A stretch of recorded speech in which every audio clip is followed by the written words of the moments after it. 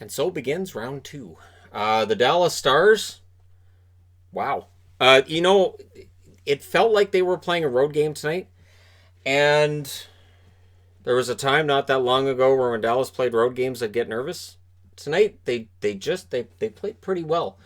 And I think what impressed me the most during this game is the way that they answered the shifts in momentum.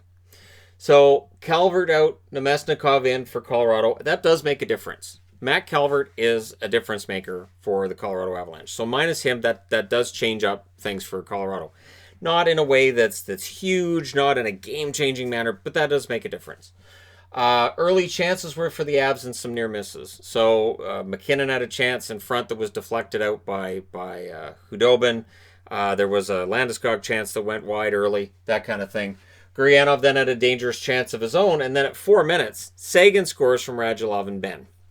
When I did the preview yesterday, I said, basically along the lines of, if Dallas is going to have a chance here, they really need to start getting that production from the top line. Today they got it. And they got production from that top line, even though they didn't get as many opportunities. Johnson committed a turnover on that as well. So Eric Johnson, we will talk about again. He committed that turnover that leads to that goal, and the top line gets on the board, all three of them with points there. McKinnon would answer almost right away. And when he did, you could see Sagan on the bench, not very happy with that. Landeskog and Rantanen with the assists on the McKinnon goal. They went post and in. One of those really nice goals that Hudobin didn't have a chance at. So in the first period, it's 5 minutes and 4 seconds. It's a 1-1 tie, and you could tell this was not going to be a low-scoring game. And yet, I wouldn't say it was a particularly sloppy game either. I would say this was a pretty well-played game. Graves takes a penalty. The Stars go to the power play. And then during the penalty kill, Johnson gets hurt. And as he's laboring to get off the ice, so that the penalty kill's officially over, but it's still a 5-on-4 type situation.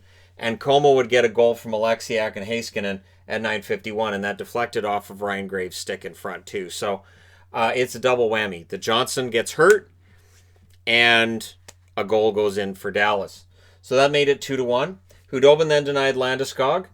Johnson had not returned later on in that first period. So as the period's going along, you're wondering, okay, so how bad is this penalty, or how bad is this injury, I should say, to Eric Johnson? And what's this going to do to Colorado's blue line from here? Radulov then gets a goal from Benn and Fox at 16:28. And I put, hey, there's the top money guys for Dallas. That was only the 7th shot of the game for Dallas as well. So 3 goals on 7 shots. They were taking shots that were high danger shots. I'll put it that way. I wouldn't say the 3 goals on 7 shots meant that Grubauer was playing badly. This was just a matter of Dallas getting the bounces. And this is where I get kind of, as a Dallas fan, I've been frustrated this year that I know the offense is there, and then they just go through these huge dry spells. Again, that's 2 out of 3 goals early in the first period. Well, 16:28, so in the first period, from their top line. And that's really key. If they're going to be able to make this a series and hang with Colorado, they need that. And from Radulov, this is the best game I've seen him play all year. This is the Radulov that we know is there. And we've seen a guy instead that seemed kind of slow, taking some bad penalties, seemed disinterested at times this regular season. And here he looked really, really good tonight. Janmark then takes a penalty. The Abs with their lethal power play. It was the only chance that lethal power play had. Just the one. Dallas did not go to the box for the rest of the game. Hudobin stopped Landeskog again. Solid penalty killing by the Stars. Landeskog had a great game. So it's 3-1 after 3-1 Dallas after 1. But again, we've seen some crazy shifts in play and some leads getting blown here and there. So definitely not counting any chickens in this game. If you watched the live stream, you'd know I wasn't doing any kind of victory lap or anything, even wearing a Sens jersey just to stay as neutral as possible. Second period, Kadri takes a penalty. The Stars, they go to their second power play. Grubauer got hurt, looked like a groin strain. So again, Stars get a power play, and out of that comes an injury for Colorado. It's the weirdest thing. So Johnson and then Grubauer. Grubauer leaves the game. It didn't look good.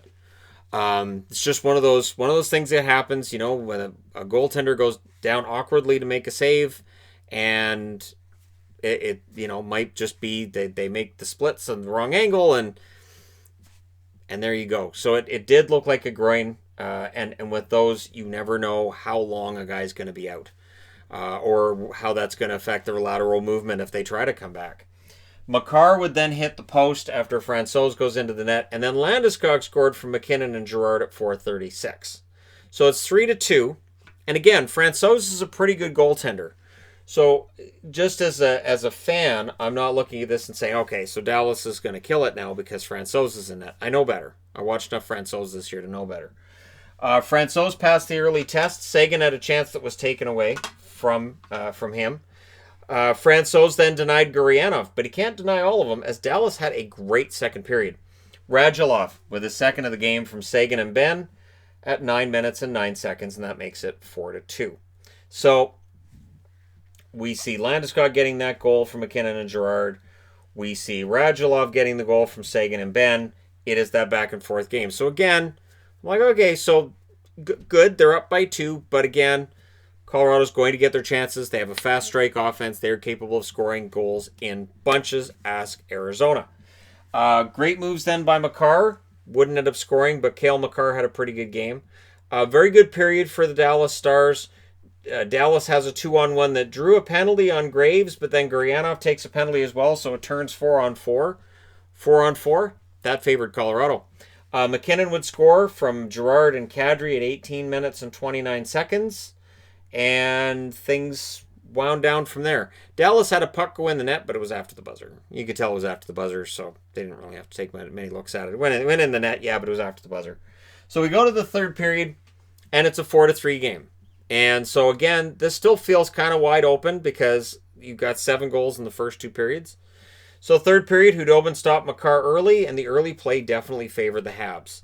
As the Stars, 4 minutes into the period, had 0 shots. Now, they were doing their best to hold the Habs to the outside. This is what you do now in playoffs. That third period, you can just cut things off.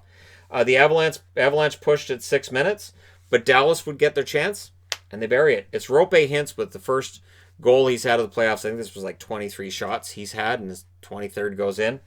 From Dickinson and Klingberg at 8:47.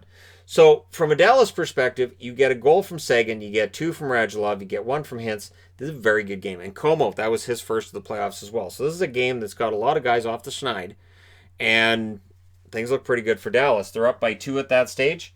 Then Radulov got a close call at around the halfway mark for his hat trick.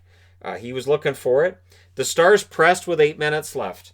And this is where it was impressive too. They don't just sit on the lead. They did their best to try to make sure the puck was at the other end as much as possible.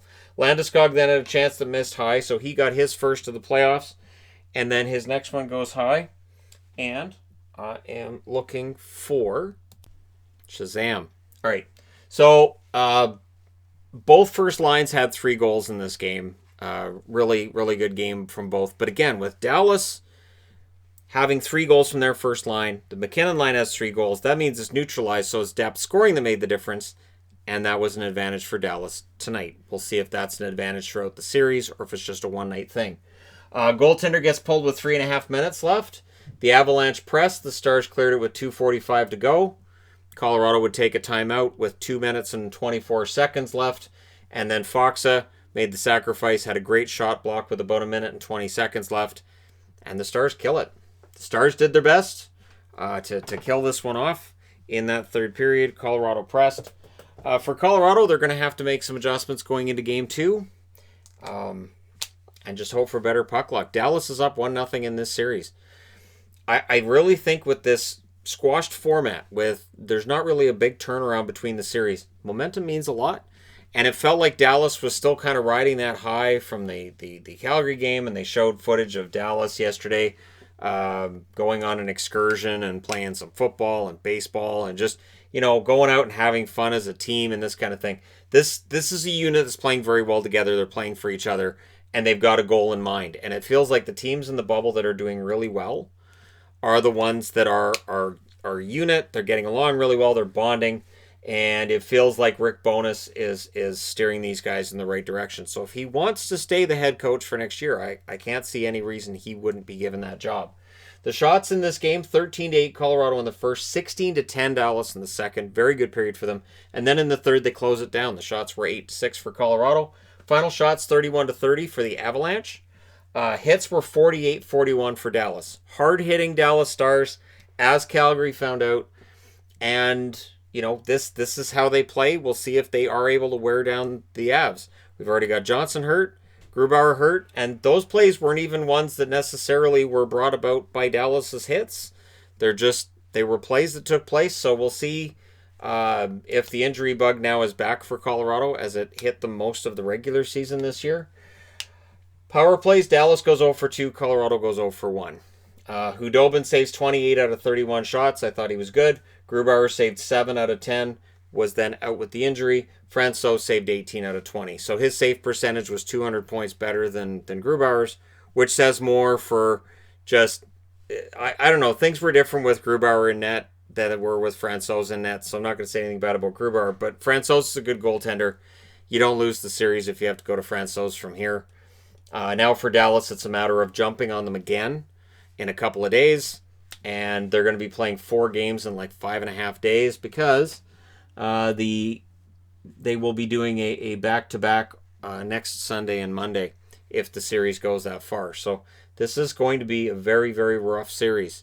And Dallas comes out with that first game. We'll see how important momentum is when we get to game 2. But let me know your thoughts in the comment section below regarding tonight's game. Hit like and subscribe if you're browsing your way through. You just happened upon this video. And for everybody who came out to the live stream today, thanks for coming out. Thanks for all your support. And we will do that again next Saturday. So thank you guys so much for everything. I will talk to you again soon.